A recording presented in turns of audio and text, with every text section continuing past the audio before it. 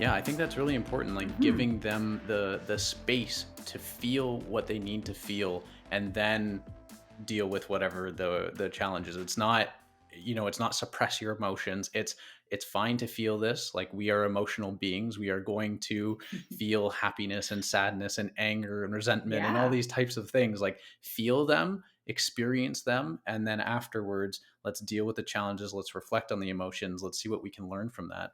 And I think what's interesting, you said that they know their love languages, and Yeah. it's something that my wife and I did, I think, a year and a half or 2 years ago, Hmm. and it just really helped us to, I mean, understand ourselves a little bit better, but it's improved our communication with each other. Hmm. And now people might think that this book is specifically for like romantic couples, but obviously you're using this in a different setting. So I mean, this might be a little off topic, but I'm quite interested. How did this, how did this happen, and how has it helped your relationship with them?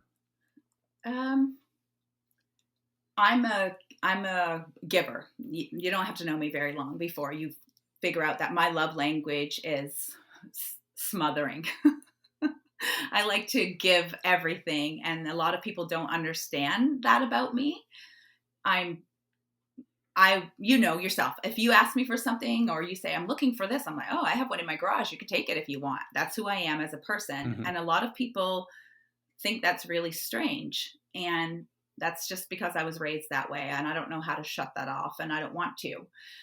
My children don't love that way.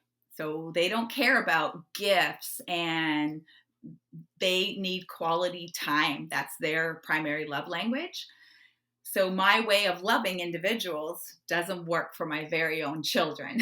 So I had to learn that because there was times where they would say things to me, and especially as they become teenagers and you don't feel 100% loved all the time. As teenagers you struggle with that. They would say, if I jokingly say, that I love you. Do you know how much I love you? It would always, or sorry, it started feeding this like misunderstanding of the way we love, because they would say, well, sometimes, or I don't feel like you love me when you're disciplining me. And that kind of created a space for me to open up to our counselors, like, what am I doing wrong? I think that I'm a decent mom. Yeah, I could use some more skills, but what am I doing wrong? And that's when we were introduced to the love languages. So even though I do so many things for my children to show them how I love them, that doesn't work for them. I need to show them in the way that they receive love. And that's quality time. That's their primary. And the second one is gifts. So I was doing it more in gifts and not in quality time. I needed to reverse that for Ah, them.